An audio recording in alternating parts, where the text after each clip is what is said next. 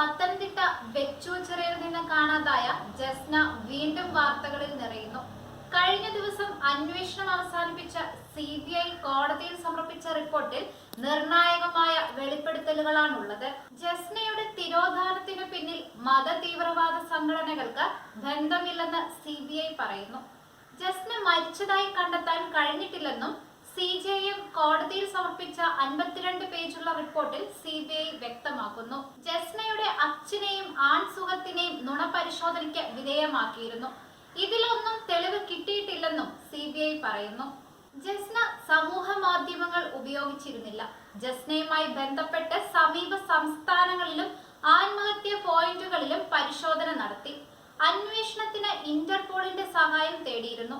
കൂടുതൽ എന്തെങ്കിലും കിട്ടിയാൽ അന്വേഷണം തുടരുമെന്നും തിരുവനന്തപുരം CJM കോടതിയിൽ നൽകിയ റിപ്പോർട്ടിൽ പറയുന്നു. ജസ്നയെ കാണാനില്ലെന്ന് റിപ്പോർട്ട് ചെയ്ത ആദ്യ 48 മണിക്കൂറിൽ ലോക്കൽ പോലീസിന് വലിയ അലംഭാവം ഉണ്ടായെന്ന് റിപ്പോർട്ടിൽ CBI പറയുന്നു. ഗോൾഡൻ അവറിൽ ശേഖരിക്കേണ്ടിയിരുന്ന തെളിവുകൾ ശേഖരിച്ചില്ല. കേസ് അന്വേഷണം നടത്തിയ ക്രൈംബ്രാഞ്ച് ജസ്ന ജീവിച്ചിരിക്കുന്നതിന് തെളിവുണ്ടെന്ന് പ്രചരിപ്പിച്ചു. തീർത്തും അടിസ്ഥാനരഹിതമായിരുന്നു ഇതെന്നും CBI പറയുന്നു. അതിനിടെ ജസ്ന തിരോധാന കേസിൽ CBI നൽകിയ റിപ്പോർട്ടിൽ ആക്ഷേപമുണ്ടെങ്കിൽ അറിയിക്കാൻ കോടതി നോട്ടീസ് നൽകി.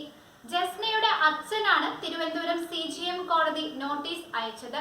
ജസ്ന കേസിൽ അന്വേഷണം താൽക്കാലികമായി അവസാനിപ്പിച്ചാണ് CBI റിപ്പോർട്ട് നൽകിയത്. ഈ റിപ്പോർട്ട് കോടതി സ്വീകരിക്കുന്നതിന് മുമ്പാണ് പരാതിക്കാരനായ അച്ഛനോട് തർക്കമുണ്ടെങ്കിൽ അറിയിക്കാൻ കോടതി നോട്ടീസ് നൽകിയത്. കേസ് ജനുവരി 19 പരിഗണിക്കും. ജസ്നയെ 2018 മാർച്ച് 22 കാണാതായത്. ബന്ധുവീട്ടിലേക്ക് പോകുന്നുവെന്ന് പറഞ്ഞാണ് ജസ്ന വീട്ടിൽ നിന്നിറങ്ങിയത്. പിന്നീട് കാണാതാവുകയായിരുന്നു. കാണാതാകുന്നതിന് തലേ ദിവസം മരിക്കാൻ പോകുന്നു എന്ന ഒരു സന്ദേശമാണ് ജസ്ന സുഹൃത്തിന് അയച്ചത്. ലോക്കൽ പോലീസും പ്രത്യേക സംഘവും ക്രൈംബ്രാഞ്ചും അന്വേഷിച്ച ശേഷമാണ് ഹൈക്കോടതി നിർദ്ദേശപ്രകാരം CBI കേസ് ഏറ്റെടുത്തത്. 2021 ഫെബ്രുവരിയിൽ കേസ് ഏറ്റെടുത്ത CBIക്കും ജസ്ന എവിടെയെന്ന് കണ്ടെത്താനായില്ല.